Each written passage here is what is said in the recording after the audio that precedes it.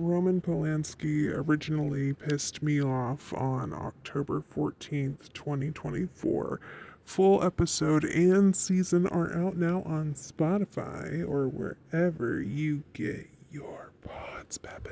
Disclaimer. Today's episode is a bit heavy and super dark. Yeah, babies, it turns out this episode of Lucky's really long list of movies will actually be more of a true crime podcast rather than a movie-watching podcast. So I only want you to join me today if you are open to hearing this story containing heavy themes like murder, rape, victim blaming, and sexual violence against a minor. Yeah. It's Lucky's really long list of movies, a true crime podcast. Hello, and welcome to another episode of Lucky's really long list of movies. I know, my vibes might be off today. I might seem a bit boiled down, but that is because I am currently recovering from the absolute roller coaster I just threw myself on when researching this week's movie. Why did I say it so weird? Darlings, this week we are covering the 1968 blockbuster, Rosemary's Baby. I put this movie on my list because I hear about it all the time. It's referenced everywhere, like in American Horror Story. That first season, which is my favorite season, has a huge Rosemary's Baby's plot in it. And now the name Tate is looking a bit specific. But I'm going to try to not get ahead of myself so quickly. For starters, I was really afraid to watch Rosemary's Baby because the people who talked about it seemed really afraid of it or very disturbed by it. Anytime someone makes a Rosemary's Baby reference in front of me, I have to do the whole, I haven't seen it, song and dance. But instead of telling me, you haven't seen it, the person would kind of get whale-eyed and be like, you haven't seen Rosemary's Baby? And then the conversation would just be left at that. They didn't want to ruin my innocence or something. Or maybe I was just picking up on something super disturbing and then my imagination was going wild because it's what was it about this movie that made people so uncomfortable? What happens? It's from the 60s. PG-13 wasn't even invented yet. Oh my God, it's a lawless state of time. I don't know. It freaked me out. And it was safe to say I was very scared to watch this movie. Yeah. I had no idea what this movie was about. I know, what's new? So, I thought this movie would be a perfect addition to our Halloween category, and I definitely got more than I bargained for. Okay, so this week, I'm going to make an exception, and I'm going to forego the 1-minute recap for a couple of reasons. I know everyone's probably cheering and celebrating, but I'm sad. I don't want to do a silly 1-minute recap because, one, the plot is very simple, but the themes are really heavy. And I felt weird being a little clown about the plot of this movie. And also, you'll see why by the end of this show. So, without further ado, on to the totally normal speed recap that will probably also take a minute or less. So the plot. Okay, so a couple, Rosemary and Guy. That's the name of the couple. Rosemary's the wife, Guy is the husband. They move into an apartment building and they have these weird and wonderfully dressed neighbors. Turns out the wonderfully weird dressed, actually elderly neighbors are Satan worshippers who have made a deal with Guy, the husband. The deal? Well, to basically sacrifice his wife and child in the name of Satan so he can have a really good acting career. The husband, Guy, not Satan. His wife wasn't killed, but she was drugged and then raped by the devil in a ritual led by the not-so-wonderful elderly neighbors. And Rosemary gives birth to the son of Satan while questioning her sanity. In the end, she agrees to assist in raising the child. The end. Ta-da! Yay. Okay, So now on to my first take of the movie. Okay, so once again, I'm going to play my first take off my phone. Y'all, it's so damn hot. It is so damn hot. It is a miracle that I can record these episodes during this heat wave New York is having. And I'm so nauseous and I'm on my period. Literally the period from hell. On theme. Oh my God, I'm so nauseous. One sec. Okay. Whew. Woof. Where are my PMDD girlies at? Oh my God. Okay. So, oof. I know I'm screwing with the continuity here and letting you know that I record these bad boys in advance. But I'm a big lady and I want to complain about the goddamn heat. My skin is so sticky. All right. Okay, I found the clip. This is my first take. I'm gonna be lazy. No, I'm not lazy. It's just hot as hell outside. It is. It's really hot. It is. That was nuts. Was not expecting it to be about witches. I honestly was expecting disturbing stuff. Okay, so when the baby was in the bassinet, like the devilish bassinet, I thought that they had cooked it. Ooh. So the thing with creative imaginations, sometimes they can be very dark. Especially when I'm watching something like this and then they're not telling me what's going on right away. I start to jump to conclusions very quickly. And also because they were talking about eating babies earlier on and then they kept showing all this meat. Come on, gross. Mia Farrow, fantastic. Cassavetes, fantastic. Oh my God, it was a very pretty movie. I saw some framing, I saw a lot of color, a lot of roses and stuff that I want to look into. I want to look into Tannis root. I feel like I've heard that before. And the fact that they shot this at the Dakota is wild. Oh, it looks like they also did another Rosemary's Baby from 2014. Oh, they made it into a season. I hate that. Shh, I hate that. I like this. I like it as a movie because then you can just get the whole story in 2 hours. Okay, well, I'm out of here. That was nuts. I enjoyed it though. I'm excited I get to watch it again. I'm excited that I'm able to stream it. And I'm excited to get into it. Okay, bye. Okay. Yeah, when I first saw this movie, I was like, dude, that was great, I was so excited about it because I was so afraid to watch it that I thought that the movie had to be I thought it was going to be so unbearable and so disturbing and so weird that I wouldn't be able to watch it again. And it was also on a streaming service I already had, so I could watch it as many times as I wanted without having to rent it. And I really did love the costuming. I loved the modern day, 60s styles. And that yellow dress that Mia Farrow wears, that short yellow dress while she's decorating the apartment and stuff, that was hers. That was her actual dress. So that's also just cute that people just dressed so colorfully back then. And the lashes, that was a great time for lashes and eyeliner and makeup and hair. Everyone had everyone looked like they were wearing wigs. It was great. Oh, and I really loved Ruth Gordon, who played Minnie, the wacky, devil-loving neighbor. She was the best part of the whole film. She was the best part of the whole film. Mia Farrow and John Cassavetes, they were both really good. And I hated John Cassavetes, his character, because I was supposed to, right? Wow, I hated him so much. And to be honest, I didn't know Cassavetes was an actor. A handsome and a very, very talented actor. I thought he was just a very talented filmmaker. I've only heard about Cassavetes from any and all film buffs, and I think I might have seen a movie of his before. I don't remember. Because I was probably not ready for it. I was very young, I think.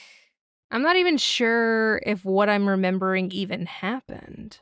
I need to work on my memory. Anyway, Rosemary's Baby. Rosemary's Baby is probably one of the most cursed movies I have ever covered. so far. Learning about everything that happened to the cast and crew after the movie came out was wild. Death, divorce, bad luck, murder, and unfortunately, a lot more than that. But I'm not sure if all of this misfortune can be blamed on the movie itself. But the movie definitely sent me down a disturbing rabbit hole that I can never fucking forget.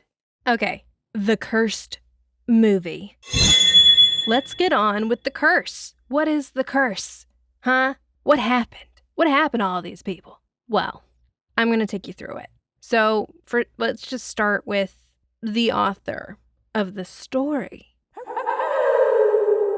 So Rosemary's Baby is based off a book of the same title that was written by Ira Levin. Some say Ira Levin was cursed because the book came out in 1967, and then the rights were quickly bought by the film's producer, William Castle.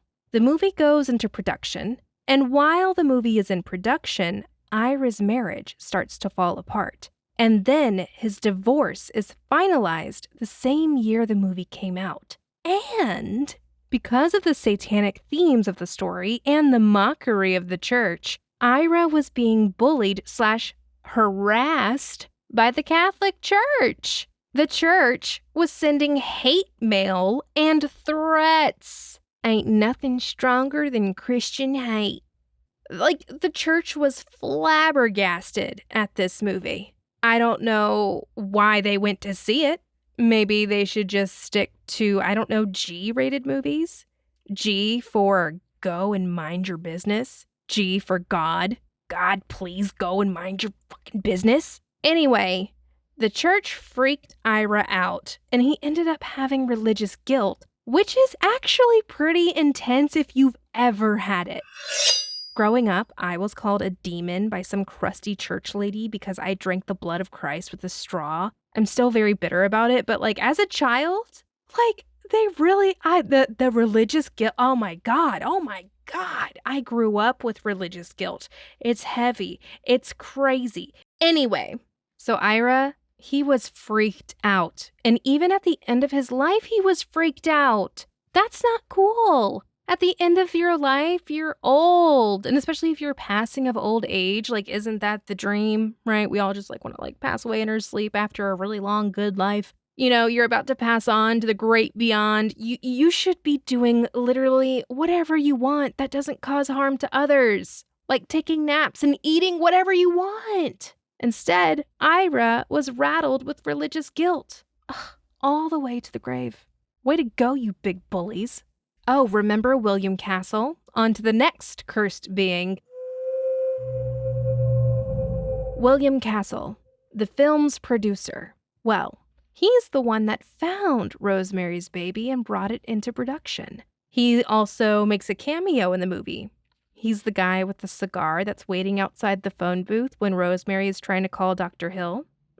That was him. Well, he also got a lot of hate mail from God-fearing Christians, and he too got a lot of anxiety from all this intense and hateful attention. The stress was so hard on his body.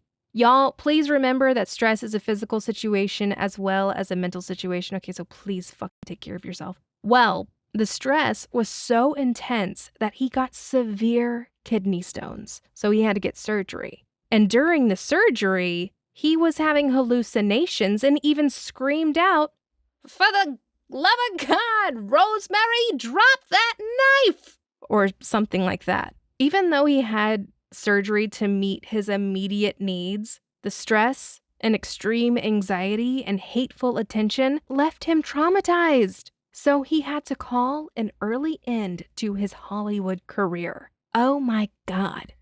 Oh my gosh. And on to the next unfortunate soul. Oh man. And the film's composer, Christoph Kometa, he was actually the first death in the roster. I know. Poor Christoph. He actually fell off a cliff at a party. Yeah. Who would have been worried about that at a party? What are the chances? Well, unfortunately, he took a devastating tumble off of a cliff that sent him into a coma, and he passed away at the age of 38, shortly after he finished his work for Rosemary's Baby. And also, Christoph, your name is spelled so cool. It's Krzystov. That's really cool. Rest in peace, Christoph. Oh, even the building the movie was based at, the Dakota, collected some monumental dark experiences after the movie. Well, there is a lot of rumors that the super famous apartment building is super haunted, given the huge personalities that used to live there and that still live there. But in 1980, John Lennon would be returning to his home in the Dakota building only to be murdered right out front by a crazed fan, shaking the entire world. Yeah, babe. That's how I know about the Dakota building. And also, once you learn about the Dakota building, it just starts to stick out like a sore thumb when you're like looking around New York City. I don't know. It just sticks out like a sore thumb, but a beautiful sore thumb. It's really pretty. I want to go inside one day. Someone get me in there. I just want to walk around. And Victoria Vetri, the girl in the movie who was the first death in the film, not counting the elderly lady who used to own the apartment Rosemary and Guy moved into. But Victoria Vetri played the part of Terry, the girl who was living with the wacky Satan-worshipping elderly couple, right? And in the laundry room scene, Rosemary asks Terry if she is Victoria Vetri, the actress. And Terry says no, but she gets that all the time. I thought that was cute. It's a cute little Easter egg. But Victoria Vetri, the real person, the actress who plays Terry, she ends up going to prison for attempted murder. Yeah, I think the charge was reduced to a plea agreement or something, but one night she was arguing with her husband and shot him. Girl. She was released from prison in her 70s. Oh my God. And the next two cursed stories, they just like burn my britches. They make me angry. And you will never guess what meddling weasel makes another appearance on this podcast because he is threatening the production of yet another movie he is not involved in. Frank Sinatra. Get out of here. What are you doing? So let's back up. Mia Farrow, who plays Rosemary and Rosemary's Baby, the leading lady, she was married to Frank Sinatra before and during shooting. So Mia Farrow, she was usually known for her TV work on a soap opera called Peyton's Place, and Rosemary's Baby would be quite the challenging role for her. Oh, but she could handle the Satan stuff, the mental decay of Rosemary, the pregnancy, the pain her character would feel and endure. But it was the nude scenes Mia was worried about. And for good reason. Apparently, Roman Polanski, the director, was one of those directors who slowed down the schedule because he needed to shoot like scenes over and over and over again, like around 60 times before it was just right. Mia had a lot of nude scenes. She wasn't the only one to be nude, but she had the most. Or Rosemary did. Rosemary was nude a lot. Rosemary, there's like shots where there's like bare breasts. She walks in the nude. She was also being required to be fully naked, literally like put out and tied to a bed. And, you know, then there's the rape scene, right? So due to Mia's personal boundaries and the multiple retakes Roman was needing, Mia requested for a body double, which is so smart, so smart. You know damn well they did not have consent coaches back then. And a consent coach will sit down with the actors and figure out the guidelines and the boundaries. And the coach will also rush right in when the director calls cut. And the coach will place a robe or a blanket over the nude actor until the team was ready to roll or move on. I know we love consent coaches and we love body doubles. Round of applause, please, for these super, super, super important people in the biz. Seriously, that's the Lord's work. Thank you so much. Body doubles, stunt doubles, consent coaches. people on set to just make sure that people are safe. We love you. Round of applause. But Lucky, what about Frank Sinatra? What about him? Just kidding. He's a little shit. Well, while Mia Farrow was married to Sinatra, she actually agreed to shoot Frank Sinatra's movie, The Detective, and Rosemary's Baby at the same time. She even gave the Rosemary script to Sinatra to read it and gain his very valued opinion. Mia says that he read the script, snapped it closed, and said that he can't see her playing this part.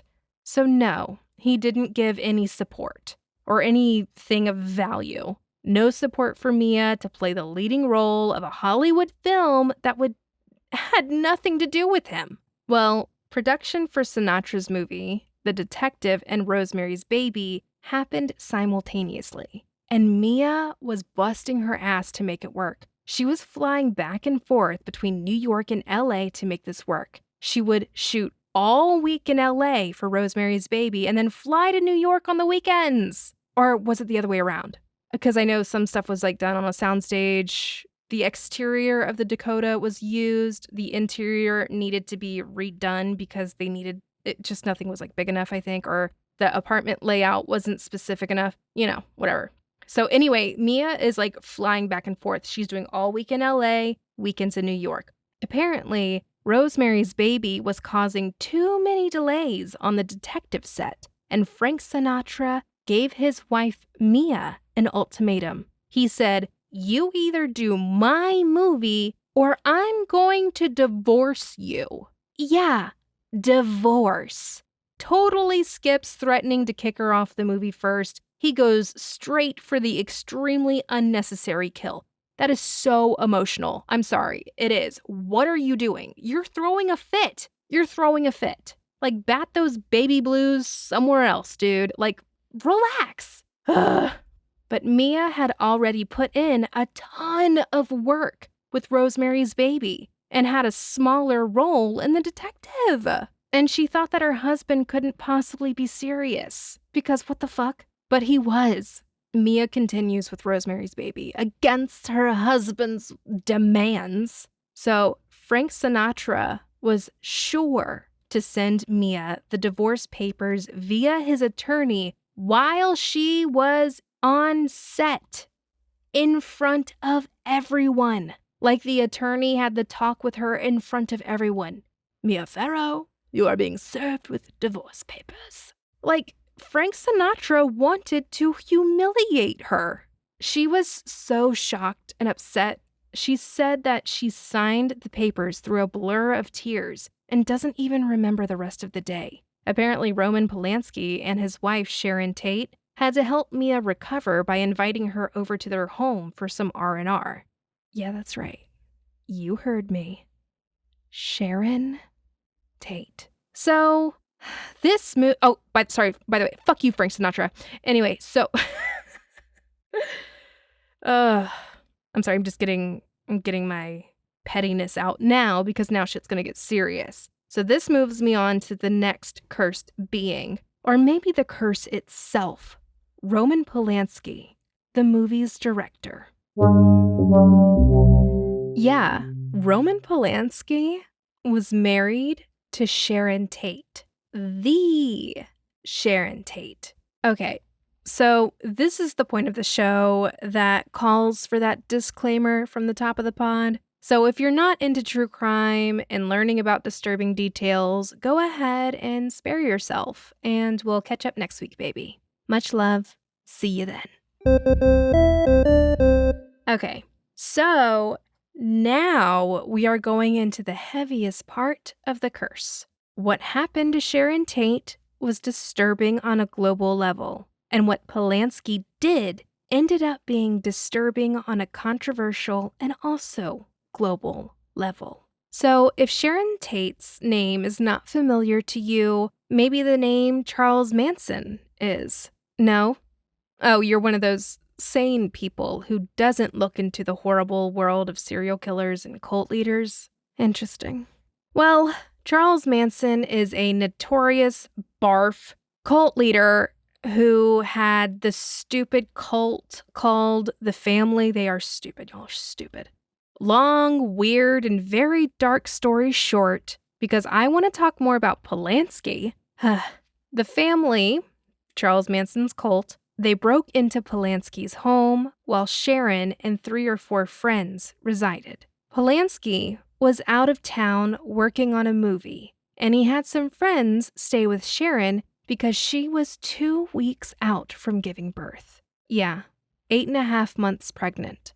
The family broke in to the home and killed everyone in the home and brutalized Sharon's pregnant body. People were hung from rafters, blood was everywhere. They even used the blood of their victims to write out their cult sayings on the walls of the home. Roman Polanski was unfortunately the one who found the bodies. This murder was one of the many murders that the family Manson cult committed in such a short time frame. They targeted Hollywood elite, and they were sending disturbing messages to the police and the world. It was devastating and absolutely a nightmare for Sharon's survivors, like her family and her husband. The press was all over this story and helped spread the word, but also added a lot of speculation to the situation and pressure to Polanski and Sharon Tate's family. This all happened 1 year after the release of Rosemary's Baby, and people felt horrible for Roman and Tate's family. Honestly, I had no idea that he was Sharon Tate's husband. I had no idea that she was married to him. And then I was confused by why I never really heard about him in regards to this case. You know, like, I have heard of Roman Polanski before, but it was only in praise for his movies. People made his movies sound like fine aged wine. Rosemary's Baby was his first American film. That ended up being a blockbuster. Take that, Frank Sinatra! Detective Who? I don't know. Some people even speculate that there are a lot of similarities to Rosemary's Baby and how Sharon Tate was murdered. So I have seen documentary after documentary about the Manson family. It's been a while, but still, I didn't know too much about Roman Polanski. I was like, what? He was the husband? What? So I looked into him to see whatever happened to this guy. And then I fucking found out why this lame ass is never around. Let's get into it. Here we go. Hold on to your fucking butts. So I looked into Roman Polanski. And I saw that he escaped the Holocaust, but his parents weren't so lucky. I saw that his skull was cracked open by some guy who said he was going to buy Roman's bike, but he actually ends up beating the shit out of Roman and stealing his bike and all of his money. And then it also turns out that guy was a serial killer, and Roman goes off to make a movie about it. And then I learned about the experience with his wife's passing. And then I learned that he's a child rapist. Yeah. God, where do we fucking start with this? When I saw the child rape case, my head spun around 3 times. I'm still recovering. Thanks for asking. You're really sweet. My brain was trying to find out how he goes from America's biggest fascination and sweetheart to violent sex offender. Turns out there was probably no true transition, and that Roman's actions actually show that he was always like this. Okay, so I'll tell you what I found out in the order I found it.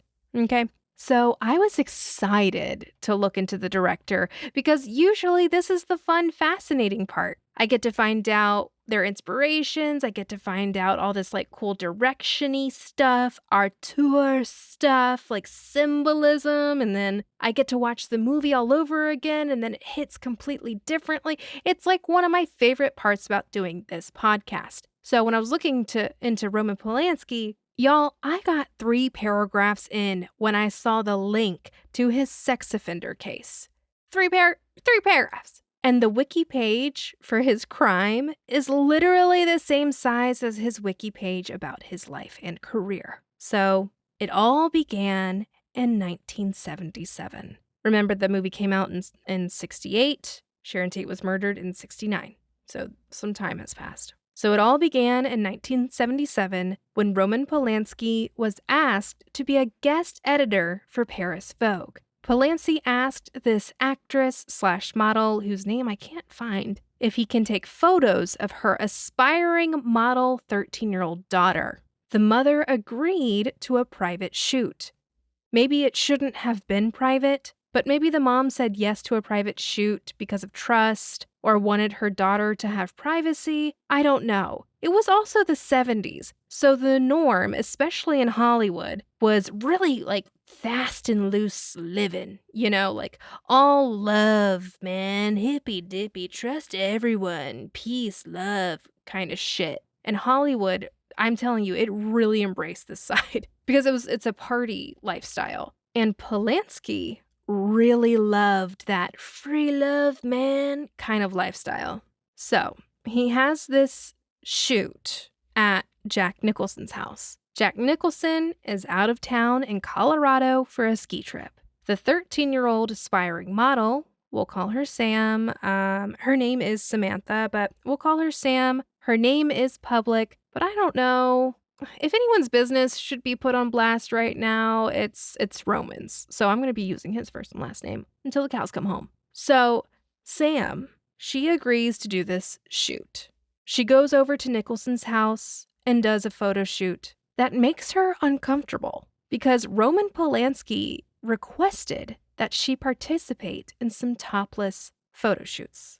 Like he wanted to take pictures of her topless right then and there. And she agrees because, again, there's like a power dynamic going on. Hello, there's a huge power dynamic going on. It's a kid and an adult. It's an aspiring model and a really famous director shooting for Vogue. They're at Jack Nicholson's house. Like, I'm very sure she feels powerless in this situation. So she agrees, probably reluctantly and out of fear and discomfort, to do the topless photos. This makes her uncomfortable. That photo shoot, it's over. She goes home. And Roman actually requested that she come back for a second shoot. She didn't want to go back, but, she is trying her best. And it's Hollywood. And the culture of Hollywood is very grueling for aspiring women. And also the lines are very blurred on who is a child and who is a woman. It's really gross. It's Holly weird, for real. Like, we hear stories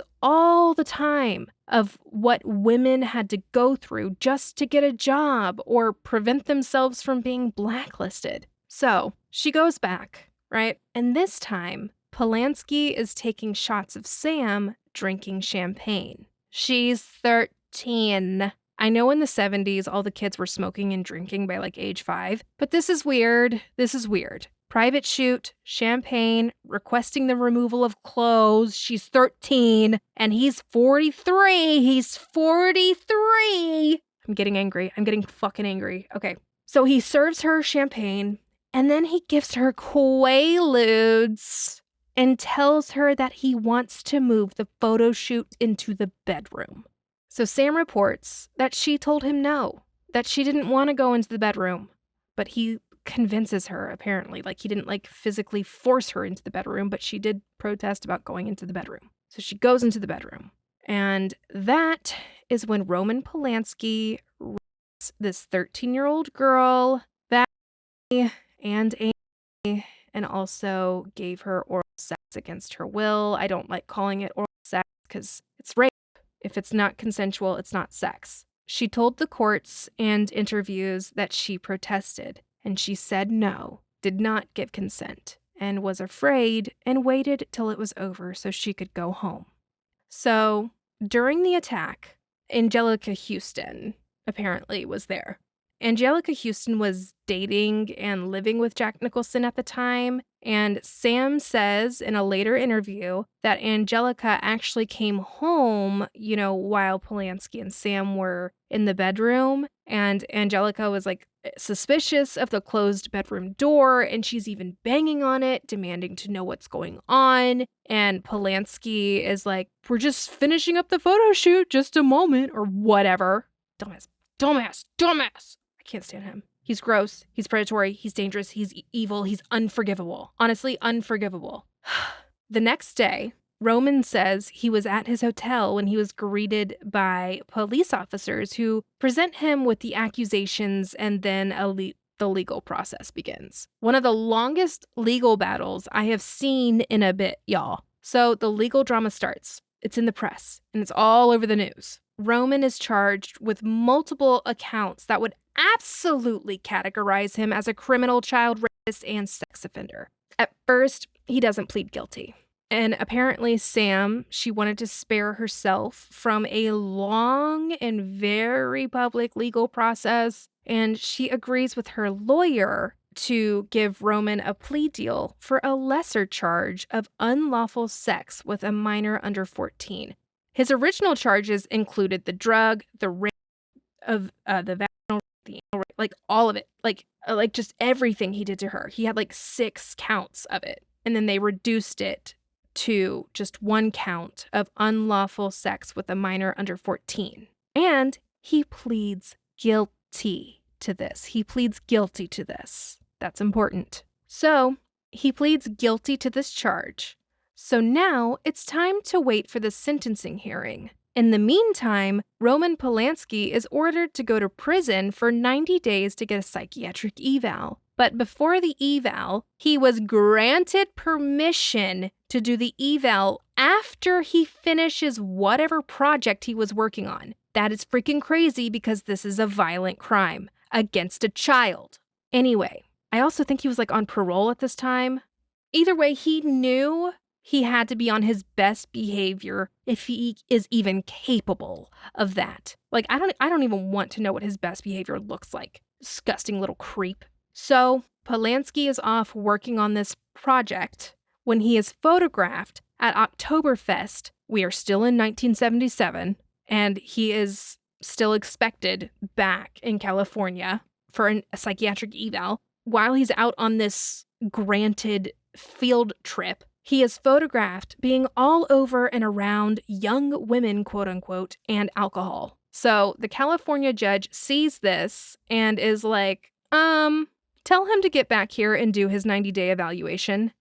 Now, Polanski comes back and he does the evaluation, but only serves 45 out of the 90 days. That is half. Before his sentencing hearing, his parole officers send the court a 28-page report that said Polanski was a creative genius and that Polanski is from a different land with different morals. And of course, placed some blame on the victim and the mother, and even said, quote, that the victim was not only physically mature, but willing. I'm sorry. Oh, one second, please. The report also stated that the 2 psychiatrists who evaluated Polanski said he was not a pedophile or a sexual deviant. God, jeez, I'm so sorry.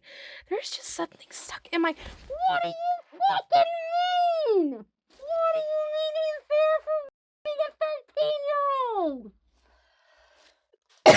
Jeez, it is like my allergies. I'm like allergic to pedophile. It's crazy. Whew. Anyway, well, Polanski's legal team thought that he was going to get off with probation because the psychiatrists, parole officers, and even the victim, remember that she's a traumatized child, said that prison time wasn't recommended. So the judge had a meeting with these parole officers. This wasn't the sentencing hearing. The judge had a meeting with the parole officers in regards to their 28-page letter.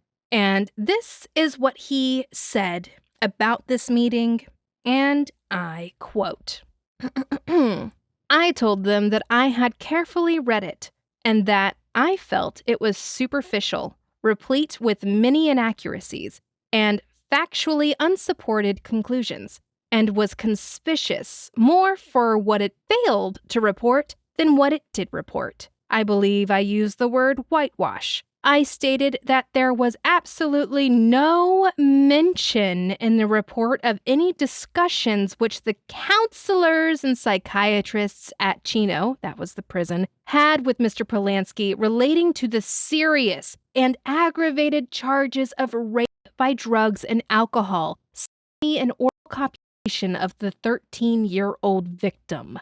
I believe I pointed out to them that the statement in the report. Now the judge is quoting something from the report. This is what the report, that 28-page report said. This statement was in there. That throughout the experience with the victim, Mr. Polanski seems to have been unaware that he was involving himself in a criminal offense, an isolated instance of naivety, unusual in a mature, sophisticated man. End quote, dicks. The judge goes on to say, was one of the most fattiest statements in a diagnostic report that I have ever read. I told Mr. Dalton that I did not propose to follow the recommendations which were for straight probation without any additional time in custody. Thank you, Judge. The only professional. So what did Judge Reitenband suggest he was going to do? The judge said he was going to put him in prison and deport him. Yeah, because, dude, what the hell? I'm going to be real with y'all. I wasn't blown away by the direction in Rosemary's Baby. And the story was already written by Ira. So it's not like he came up with the story, you know? Polanski didn't come up with that. And he also seemed like a mess. I know it was his first U.S. film, but he was 10 days late on the 10th day of production and had to shoot stuff over and over and over again. And that boob shot on the boat was weird. Like, we didn't need to be in her boobs to know she was naked. It just wasn't a creative choice. Like, I don't have any issue with nudity and we've already talked about the body doubles and stuff, so everybody was like very consensual about it, but it just wasn't creative. And Cassavetes, I'm so sorry if I'm saying his name wrong. He was getting annoyed with Polanski. And honestly, I thought a lot of things were campy about the movie, and I love camp. I love it. And it turns out that the campy moments, like the knife drop at the end, for example, were actually results from Polanski's super stiff and strict, like, directing style. I don't think he was like an asshole during shooting, but it was very strict. I would call the movie and the directing fun at best. Genius? That's a bit generous. I know this all happened a few years after his masterpiece. I probably can't even watch now, Chinatown. And it was a few years after that movie came out, and Chinatown, you know, like, everybody loves it. And I also saw The Pianist when I was way too fucking young. It's kind of scarred me. It scarred me. I mean, it as it should. It's dark. And it sucks that, like, Polanski has those experiences. Like, those are his childhood memories. Like, that sucks. I'm not denying that. But I know Pianist was, like, I know that movie was good because of the acting, you know? And I'm kind of wondering if that's also the case in Chinatown. Even though the Chinatown story does sound good, and I know he, like, wrote it with the assistance of someone else, I can't remember. And it's like film noir. Like, I know it's probably delicious, but again, I don't know if I can watch it because no, I can't separate the art from the artist when the artist is a child rapist. His movies are not that good to make me forget about a child rapist, and I don't need to see his movies to say that. Like, I don't need to. Like, that statement stands for everybody. If you're a child rapist, I don't want to see your shit. I don't. You're gross, you're weird, and you should be studied because this is also a huge problem that we have in this country. Pedophilia. What the hell is going on? Like, what the actual fuck? And this whole question of can we separate the art from the artist is such a waste of time to me. Like, why am I allowed to take the art personally, but not the disturbing, gross, stupid behavior of the artist personally? Like, why is that in question? And why do these artists get these privileges? I don't even want to call them artists. It's just these people, these monsters. Why do these monsters get these privileges? That is a privilege. Every time we ask this question, it's usually about a rich person, about a really well-known person. Nowadays, this argument is reserved for rich artists who abuse their power and other people, like children. Oh, God, and we're also just like finding out about so much right now. And you know what? It's not like you and I get a get out of jail free card just because we're really good at our day job. You know what I mean? Fuck these shitheads. And then to call him a genius, that's not genius to me. And also, it's like out of everybody from Rosemary's Baby, like William Castle, his career ended because he was traumatized from the backlash he got for just making a book into a movie. But Roman Polanski were like, I don't know. Ugh.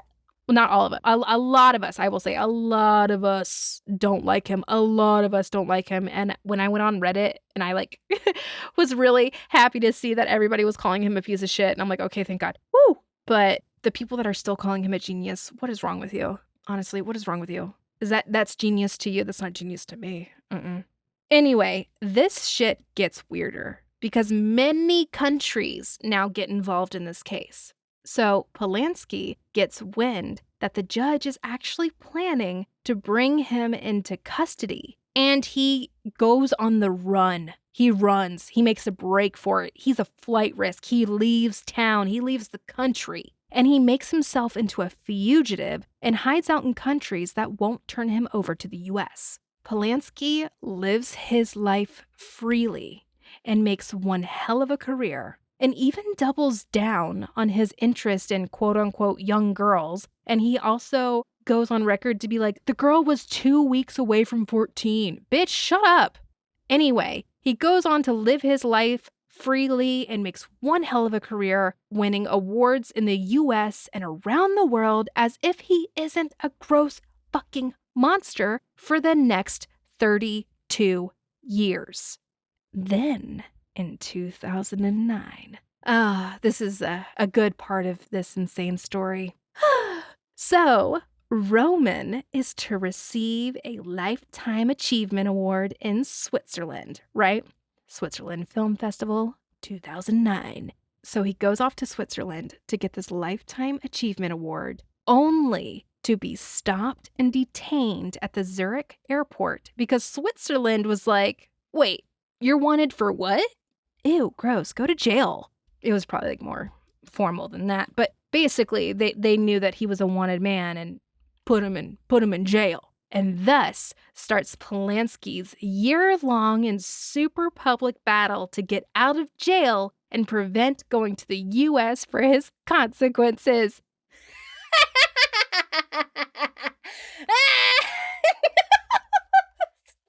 Idiot! You're haunted by your own demons. You are your own demon, weird ass. Anyway, so there is a lot of back and forth between all these countries, like France, because he had a citizenship in France, and then in the US, then Switzerland. There was public outcry from all three countries. All the rich people, like politicians, some ministers, actors, and directors were calling for his release. I know that his victim was also calling for his forgiveness, but let's remember that she is traumatized and this shit has been on the global stage since she was 13. I don't want to discredit anything that she says or feels, like, no matter what she says. Like, I believe that what she's saying is what she's feeling. I'm not discrediting anything that she's saying. I am just allowing a lot of space for Sam to feel and express all the emotions and thoughts. Dude, it should not be her responsibility to sentence or speak on behalf of this grown-ass narcissistic man, right? Of her attacker.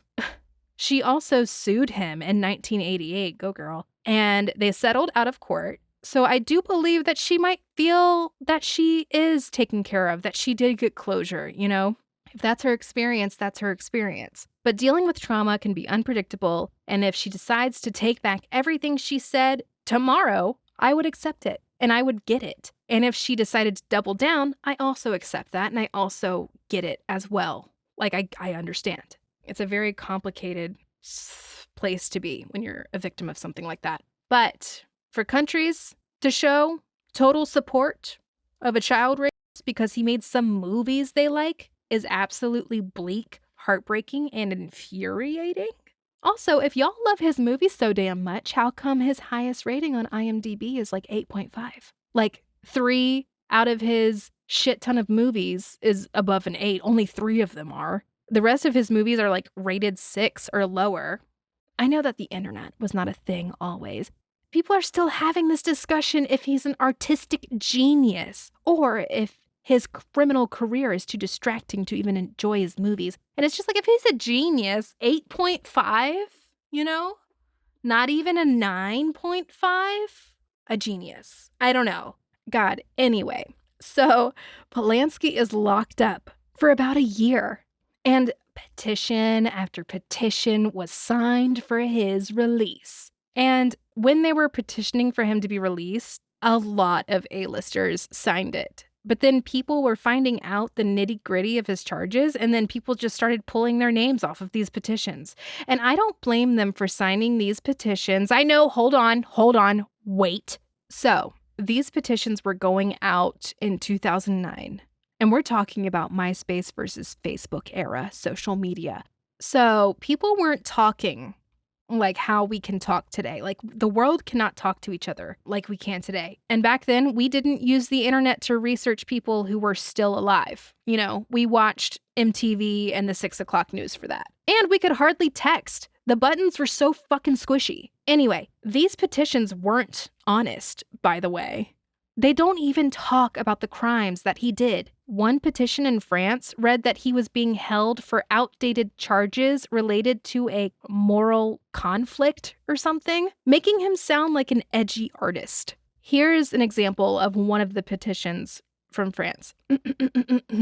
Apprehended like a common terrorist Saturday evening, September 26th, as he came to receive a prize for his entire body of work, Roman Polanski now sleeps in prison. He risks extradition to the United States for an episode that happened years ago, and whose principal plaintiff repeatedly and emphatically declares she has put it behind her and abandoned any wish for legal proceedings. 76 years old, a survivor of Nazism and of Stalinist persecutions in Poland, Roman Polanski risks spending the rest of his life in jail for deeds which would be beyond the statute of limitations in Europe. We ask the Swiss courts to free him immediately and not to turn this ingenious filmmaker into a martyr of politico-legal I cannot say this word. Imbroglio.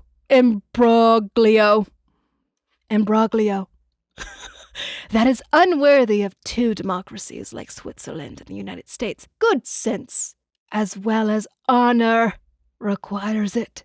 Yeah, what?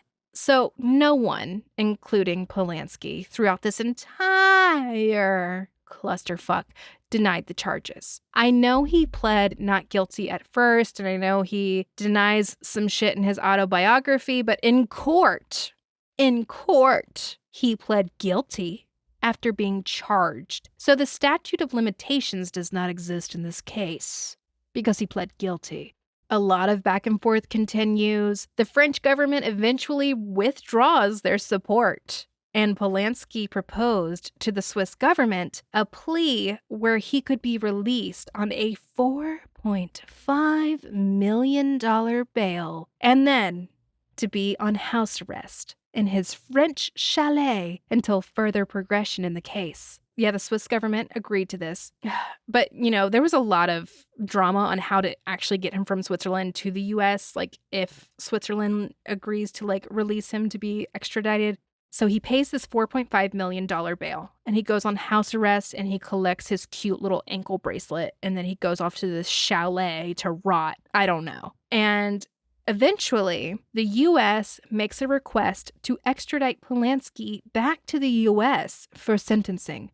But the U.S. screwed up fucking paperwork. And also, the court system in the US came to the conclusion that the 45 days in prison added with the time held in Switzerland counts as time served for his crimes, and he's basically set free. Yeah, barely a year and 45 days for all of this. For all of this. Like, he's 75. He did this shit when he was 43. I'm still not sure if that means he can come back here, but that's where this fucker has been. I think he is a creep, and that was not enough time for what he did. I also hate how cocky he is about it all. Like, he made a movie called What? Like, literally, it was called What?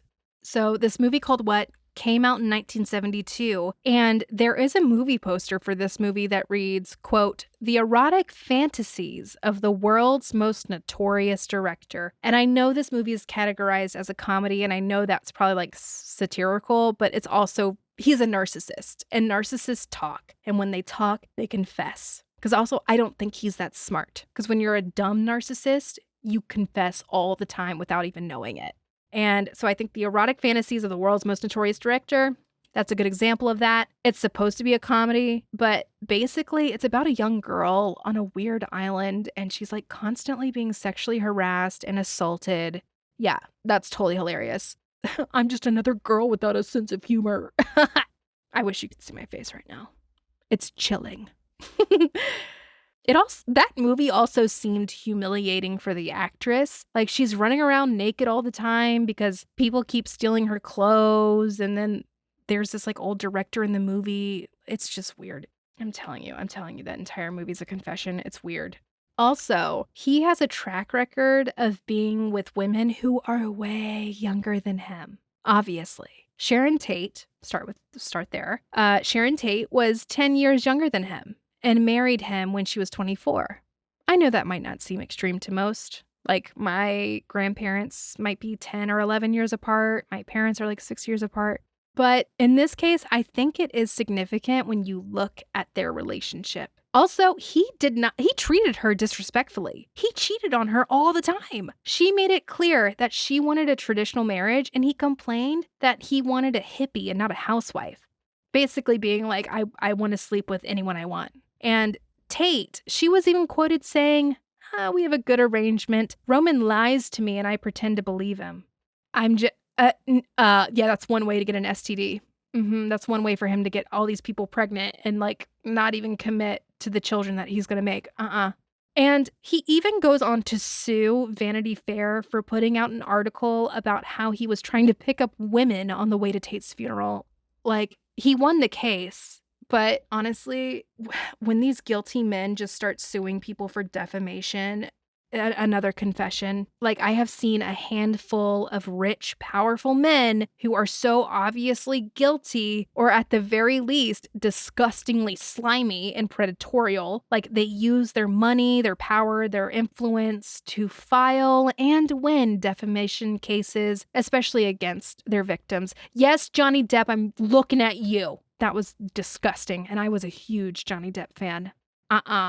No more. That was weird. And I watched that case minute by minute, dude. Weird. And that's not the only defamation case for Polanski. There are a few more after his main case is basically concluded. This man goes after so many people for talking about him. It just screams suspicious that he is and that he's like obsessed with himself. And at the age of 90, he is due to deal with another sexual abuse case against him in 2025. He's not even done yet. Oh, and if that isn't enough for you, he had a lot of weird interviews. So there was this one interview with Martin Amis where they were talking about the trial. And this little worm says, quote, "If I had killed somebody, it wouldn't have had so much appeal to the press, you see. But fucking, you see. And the young girls. Judges want to fuck young girls. Juries want to fuck young girls. Everybody wants to fuck young girls." Yeah. Ugh. That makes my blood turn cold, even just saying that quote. And then in the 80s, when he had another interview and he opened his shit mouth and he said, quote, I like girls of that age. And because the girls of that age, for some reason, like me. No, they don't.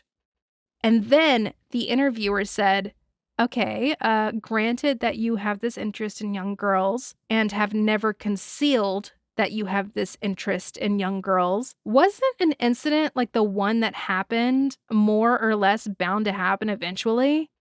And Polanski responded, looking back at it, it probably was bound to happen. Yes. I watched that interview and it is so weird. It is so hard to sit through. It is because he's just so nonchalant about it. He's so nonchalant about it. He doubles down on being a pedophile. He doubles down on calling children young women. He doubles down on saying that 13-year-old girls look like women, so that justifies all of his fucking actions. He's disgusting. Oh, and his current wife is 32 years younger than him. Patterns. Yuck. And also his wife is completely like brainwashed by him and totally like doubles down right along with him. Girl, you're lost in the sauce. I hope you can come out of it by the time you're 60 and enjoy the rest of your life. I don't know. What movie were we talking about? Right. Rosemary's Baby. Well, yeah, I can't watch this movie ever again without thinking about what he did. Because in the movie, Rosemary is drugged and raped. It's too weird, dude. It's too weird. Okay, now let's conclude things. We did it, my darlings. Sorry this one wasn't really fun. Originally, after I found out all this disturbing and infuriating stuff, I almost just wanted to pick another movie. But that made me feel like I was doing Roman Polanski a favor. I know my podcast is really small, but still, I had no idea that this was going on. And maybe some of y'all had no idea too, even though it kind of sounds like I'm the last person in the world to find all this stuff out. But at least now we all know. And I think it's important to show stories like this as an example of how the American justice system works for people who have money or power, or God forbid, both, especially when it comes to sex crimes and crimes committed against children. I also wanted to show how easy it is to be sold a story about a certain case, even on a global scale, and how some of the biggest atrocities can be overlooked and covered up effortlessly just for the sake of a celebrity's career. If you're conflicted with a celebrity that let you down, you know, I am in the same boat with you.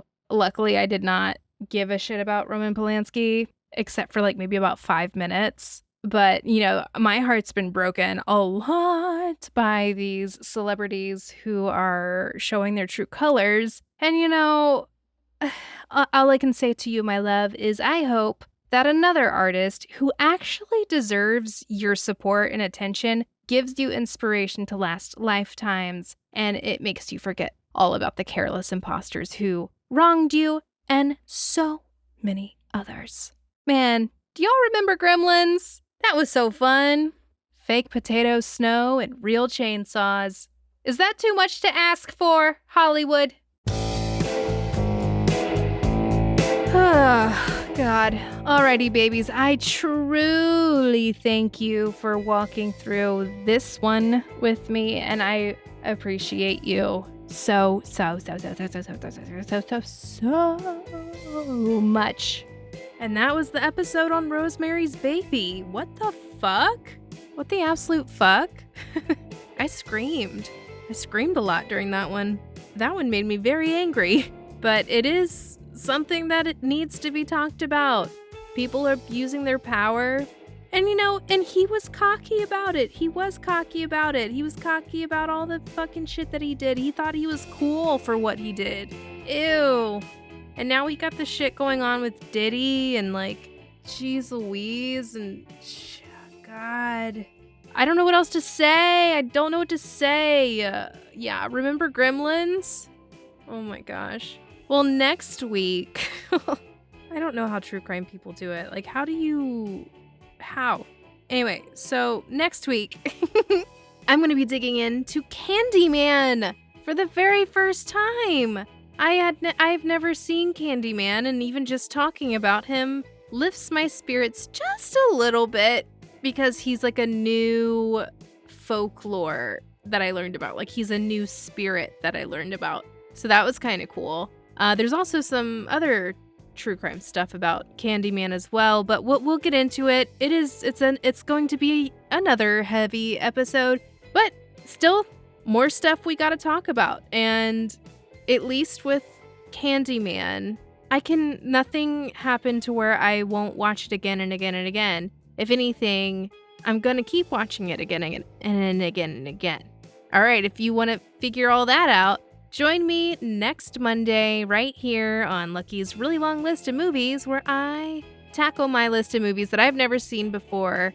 And I also make dumb little videos about my reactions and poster predictions. So feel free to follow me on Instagram at lucky.damn.day and on TikTok at lucky.damn.day. And anywhere else? I don't know. I might go on YouTube soon. I think I've said that before. But yeah. Okay. All right. That's enough for me. Bye. Drink some water and stop trusting these rich people.